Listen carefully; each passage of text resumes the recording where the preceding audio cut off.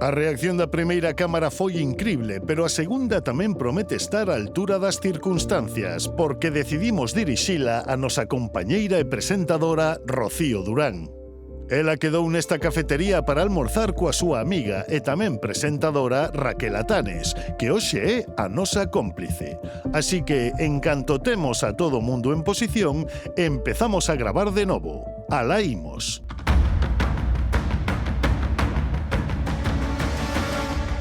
A nosa actriz está coa súa nai cando chega a amiga. A proxenitora está moi preocupada porque a rapaza non come nada e se desmaiou hai pouco. Pero a amiga réstalle importancia. Hola, chula, ¿cómo estás? ¿Qué tal tanto tiempo? Mira, estou aquí con ela que mira, pero mira para ela, estou intentando que coma donos e non hai maneira. Non hai Bueno, no te forma. preocupes. Non me preocupome porque non come nada. Bueno, no tendrá.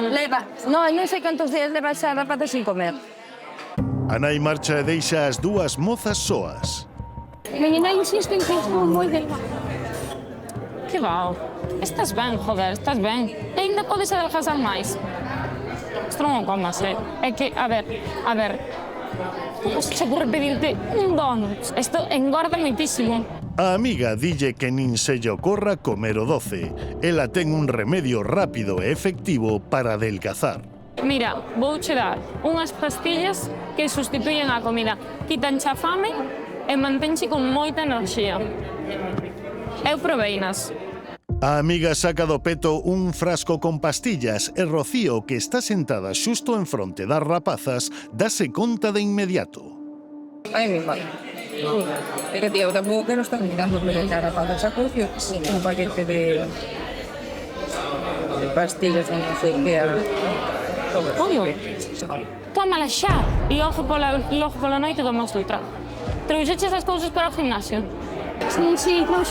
Vale, dou un bote de pastillas, como xa cocía. É que eu te dixo unha pastilla na xa te digo tamén. Pero tamén te digo que a rapaz non está convencido do que lle di a amiga, Pero a amiga está comendo pouco, tío. A amiga levántase para pedir un vaso de auga co que tomar a pastilla e Rocío aproveita para intervir. Non me toques, muller. Non a tomes, dixo. Rocío aconséllalle que non tome a pastilla e achégase á mesa da rapaza para falar con ela. Que non podes ir a ver que non estás convencida. Pero ti non me ves como estou. Pero como estás? Non sei. Olha, Que diz, Deus? non encaixo en ningún grupo, nin nada. Bueno, pero non é por estar gordo, deixa de estar gorda. Sabes que pasa? É que esta edad- hai veces que non encontras a xente adecuada.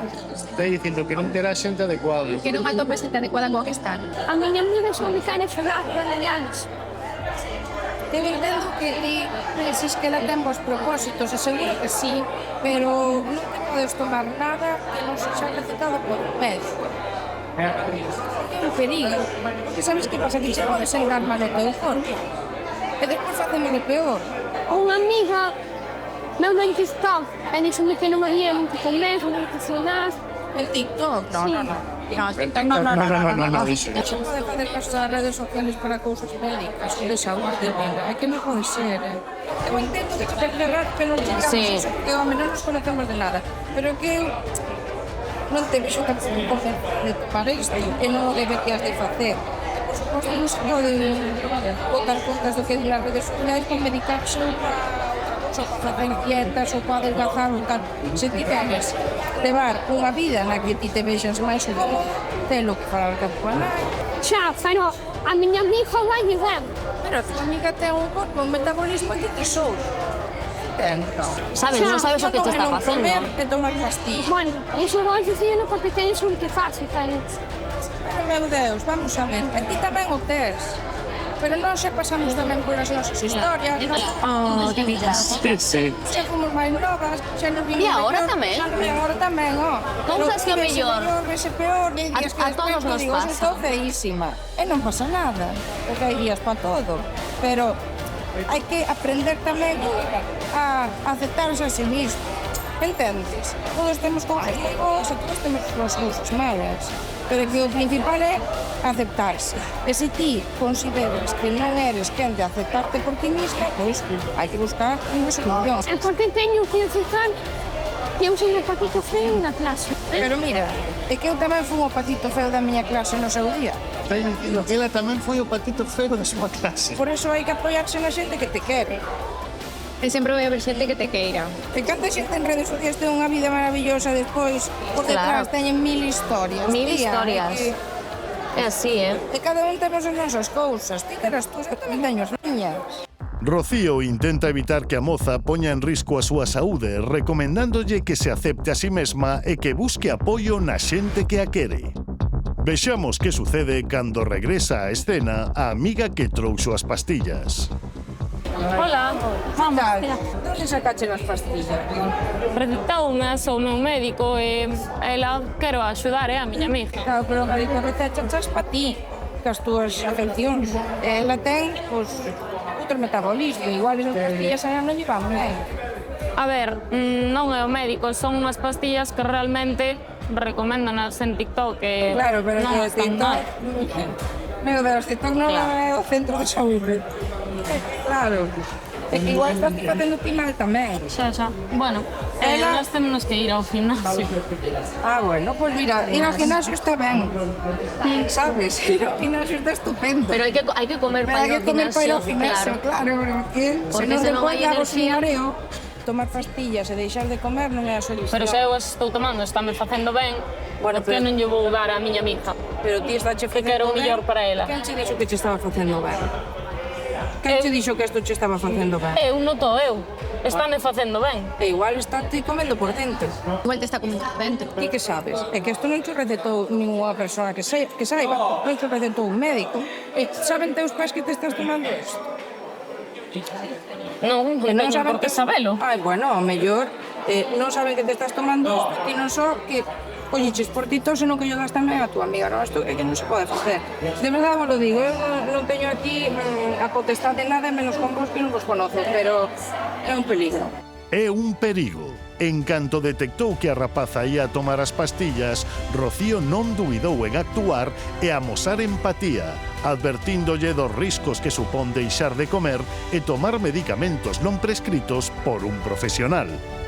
É unha persoa maravillosa e temos que dicirllo. Rocío Durán es unha persoa maravillosa.